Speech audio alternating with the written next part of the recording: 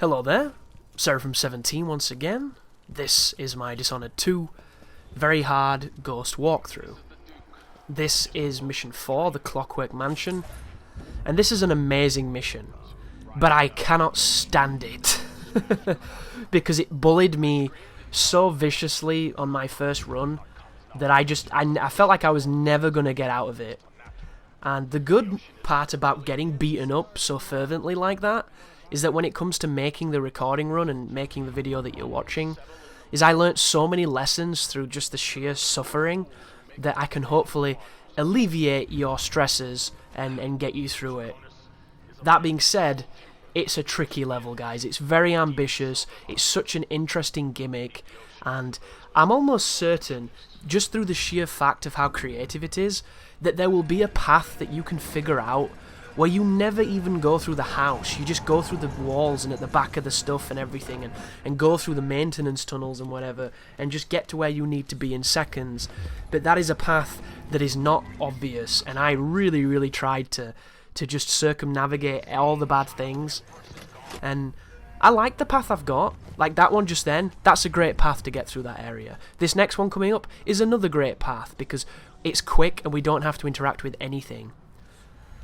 This particular zone, we're going to go into this building and we're going to steal the code that lets us take that railway thing all the way to the mansion. And these first two areas are just typical Dishonored awesomeness, where exploration gets rewarded and the stealth is pretty standard stuff. I should probably talk about the lean as well. So, Dishonored had a lean in the first game, and I remember it being pretty useful. In this game, they can see you when you're leaning, and I don't know how quickly they could spot you in the first game, but I felt like the first game, you could lean with a bit more immunity. I don't know why they changed it. I don't know if they did change. It's been a long time since, was it 2012, 2013? And I haven't gone back to Dishonored 1, and I'm probably going to, but at the moment it feels like on this game that the lean isn't as good. So you want to be very careful with using it, but if there's a choice between poking your head out by strafing and leaning is always the smarter choice, but you just need to be very quick on pulling yourself back behind cover, because if you don't, they'll see you. And you do not want to give things an opportunity to see you on this difficulty, because the moment that they become even remotely aware that something's amiss, they will sprint to where they think it was, and they move very quickly, the guards. So unless you do a cheeky blink behind them or you get onto something high, you are going to get spotted, and it's a reset. And the loading in this game is good, but it's not that good. And if you reset as much as I did on certain parts, you will spend more time loading than you will attempting to do the bit that's tricky. And I don't know why that is, because you'll notice from this last area we got on this thing, which is a loading screen that instances the next area, and then it's a loading screen and it instances the next area. So if each area is instanced, and some of these areas aren't that big, why the hell does it take so long to load? You would think it would be optimized in such a way that the workload on the processor wasn't so high that it was so difficult to bring you back in the game.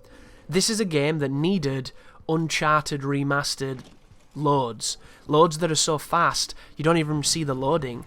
That's what this game needed, and I can appreciate that there is a lot of moving pieces here. This is a big, elaborate level, it's quite a large level, but it doesn't run at a killer frame rate. It doesn't look that pretty. I would have gladly taken these concessions if it loaded quickly. And once again, guys, I'm not saying that this game takes forever to load. It doesn't. Compared to some of the shit we've had this generation, the loading in this game is a godsend. But it might take you 20 attempts to get through a tricky room, and that's 20 load screens. That's longer than your journey through the room. So it can definitely grain on you a little bit, but fingers crossed you're amazing and you never make mistakes. So I blink into this room, and I'm going to follow this guy as he turns on one of those machines that can kill you if you go near it, so be very careful here. We're just going to stealth behind this guy and get on top of the elevator. Every single elevator in this game has this panel that you can sit on, and has this hatch that opens up its inner workings, and then you get to play Ethan Hunt in the original Mission Impossible. And the elevators are a very powerful tool in this game, so use them. They're really good.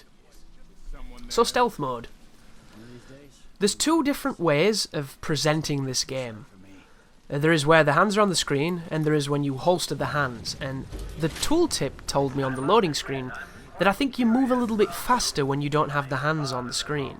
But my problem is, it can be difficult to tell if you're crouched when you don't have the hands on. That's the reason that I have them. And when you blink, the hands come on the screen anyway. The screen darkens at the bottom when you crouch, when you're in stealth mode, to kind of signify you're stealthy. But it can be difficult to spot. I know that sounds crazy, but there were moments when I thought I was crouching, and I wasn't. So my clog started tap dancing on the wood floor, and everybody saw me. So instead of moving with my weapons in their sheaths and what have you, I always have them on the screen, because it's a visual tell on whether or not I'm crouching. And as much as the FOV pisses me off, it's better to have complete certainty when I'm crouching than the ambiguity of resets you don't need. And another quick tip too, when you quick load, it will never ever load the last save. I don't know why it doesn't do this. It will only ever load the quick save, which is stupid, because there will be instances where you do a hard save or the game auto-saves and you want to reload that one and you do the quick load by accident and you have to do 2 loads in a row, which is completely unacceptable. And there should be a toggle choice, load the quick save or load the last save. And if it exists, I apologise Arcane Studios, but I don't think it does. Bastards. This is a pretty tricky bit, this. You'll notice I stood up. I very rarely stand up. Whenever you see me stand up to move, it means if you do it any slower, you will get spotted. So that's the reason why I did that. And there's something that I've been experimenting with in this game, which I think was in the first game. Transitioning between standing and crouching doesn't make sound.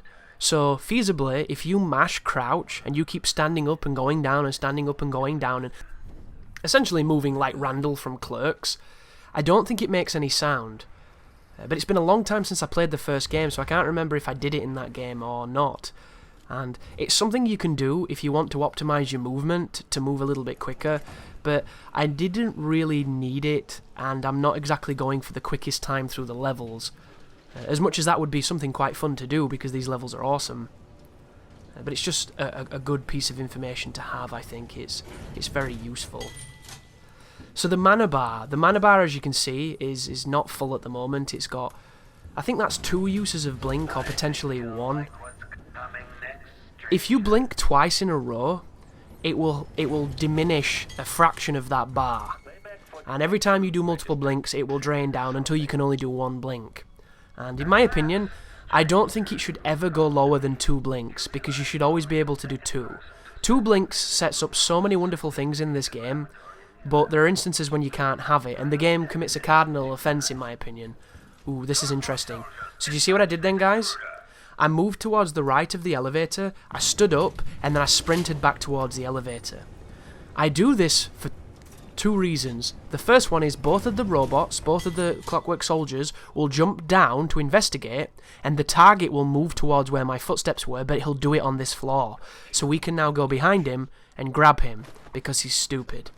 And the only thing I did is use the fact that the AI senses footsteps from such a great distance on the hardest difficulty that you can exploit what they do. Now we've got this guy, we have to dump him in a machine on the floor below, which means we now have to wait for those Clockwork soldiers to finish exploring, assume that there is no threat, and then go back up onto the balcony. Once they're back on the balcony, we can then proceed to move around the room and do what we need to do, but up until that point, they're going to be arseholes, because the Clockwork soldiers can see in front of them, and they can see behind them. And their vision cone, you would think, would be limited because they can see 2 directions. It's not. These dudes can see you from ridiculous distances. They're a bit of a nuisance, so you definitely need to be aware of that. But as I was saying with the mana, the cardinal sin that this game commits is between levels when you go back to the boat and you sleep. It doesn't fill your mana, and it doesn't fill your life, and I don't get that. I would go as far as to say that at the beginning of every level you might want to fill everything up before you start, because the amount of times I start a level and I can only blink once is a pain in the dick, because that means the only way I can get more blinks is if I use an item, and I don't want to use items on this run because that's the point of my restrictions. I play Dishonored in a very particular way. I like to use nothing but blink. It's the most fun I have with this game, and using the items and stuff just diminishes my enjoyment. So that's why I choose not to. And I could just go into my inventory now and pop one of those blue crystals, but I shouldn't have to, because the game should have set me out with a nice refresh. It's a new mission, it's a new day. Why do it that way? I don't get it. So once you've popped him in the seat, anyhow, you have to turn on 2 machines. The 2 machines are going to require you to pick, I think it's anatomy and optics, or opticals. Those 2 buttons will power up the machine enough so that you can send this guy into lobotomy land, turn him into a dribbling idiot, which he deserves because he's not a very nice guy. I would recommend safety saves as well before you do this, because once again the Clockwork soldiers have a tendency to spot you from on the balcony. Like, see this? And I'm going to try and get away from him, and it might not work, so be very careful, guys. I don't know what it is about the Clockworks. They'll either be idiots and never give you an issue, or they'll spot you from ridiculous distances and continually put themselves in your way, which is kind of what this dude's doing at the moment. And the one saving grace of this enemy is it dictates exactly what it's doing. It will continue to speak to you, because once again machines have this weird notion in video games that they have to document everything they do verbally, which is, you know, it's useful because it tells you a whole host of different things. But then it says weird stuff like going into standby, and it'll stand there, but it can still detect you. So what's exactly standby about that? I don't get it. Once again, I've not had too much chance to experiment with the Clockwork soldiers because I've just kind of avoided them. And I recommend you do the same unless you're playing on an easier difficulty, or if you're doing high chaos, cut them up and feel just the catharsis of knowing that they're not going to get in the way. And speaking of Clockwork soldiers, when we go for Sokolov after we've got rid of this guy, there's going to be one of these soldiers guarding him, and there is a special requirement or special like reward. I don't know what you get for doing it, but it's an additional bonus at the end on the score that says that you rescued Sokolov without killing the Clockwork soldier. And I don't know what it does, if it gets you anything at all, but it's just an extra tick on the results screen. And we're going to do that, of course. But once again, I don't know if it gets you all, which it would be nice if it did, because the bone charms in this game seem really interesting, because you can create your own, and they've got a measure of randomness to them, and it's kind of, instead of each bone charm being unique and being the same every time, it seems like you can pick them up like loot, and you can get better ones, and you can get worser ones, and you can, you know, get worthless ones and god tier ones and things like that. So that could be pretty cool if you're looking for a very specific type of build, and it might give the game more replay value because you have, you know, such an attention to detail. You can make a character who's really good at one thing or really good at another thing, and maybe that validates picking Elizabeth, who is called Emily in this game, but I will always call her Elizabeth because I'm disabled, and for some reason it's in my brain. Because I started a new game as Emily, and I don't see the point in her. Her blink is just a curved blink, and everything else is the same. Like, it's a different voice doing the awkward voiceovers that are completely unnecessary, and that's about it. I'm hoping that the story's a little bit different. Maybe there's a different level, maybe there's some different dialogue. I'm hoping there's a reason for her to exist, and it's not just, yo guys, we put a girl in this game, remember that? Because that's kind of silly, you know? Because gender select's been in games for years, it's not a feature, you can't sell it as a feature. It just seems weird to me. But I haven't played it, so I don't know, guys. I'm not going to cast too much of a judgment as I move into the elevator shaft now, and I'm going down towards where Sokolov is. So if you never played Dishonored 1, there was a crazy inventor who you rescued in that game, or you kidnapped technically in that game, and then he became kind of a companion. That is Sokolov, and unfortunately he's seen better days in this game. He's been captured, and we have to rescue him. And there's this really dark cutscene where it's saying things like, he was once a great inventor, and now he's so frail and fragile, he can't even take a piss without crying, or some silliness like that. And then when you see him on the boat, he seems dead cheerful. It's like, what? You soon perked up, Jesus. Oh, by the way, guys, this is really tricky coming up here. You need to be able to do 2 blinks, so you'll notice that I have more energy back, I will have used a crystal because there's no other choice, but I'm going to mark that off as at the beginning of the game or beginning of the level, completely refresh your guy and start with as much as you should start with. Because I needed to do 2 blinks to get into this room in the path that I just chose. And the technique is kind of finicky. You have to blink over the first wall and then blink to your left very quickly. And depending on the game's detection on the blink will depend on how successful you are. So I recommend you drop a safety save, because I must have cocked that up 5 or 6 times trying to get the one you just saw, just because blink's detection needed to be better.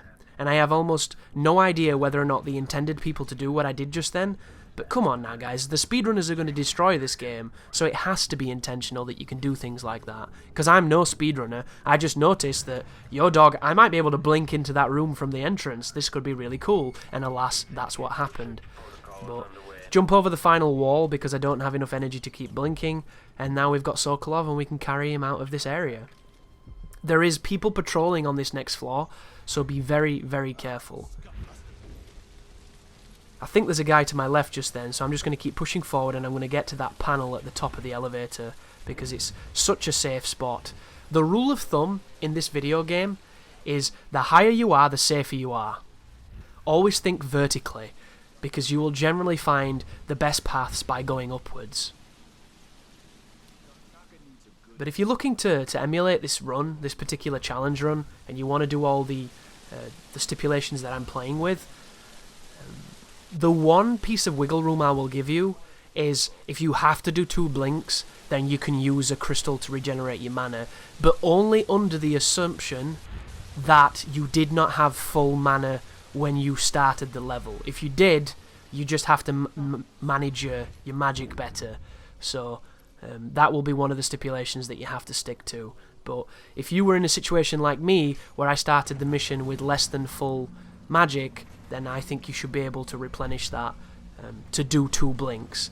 Any other situation, don't use it, but in that one instance, I think that's perfectly acceptable for what I was trying to do.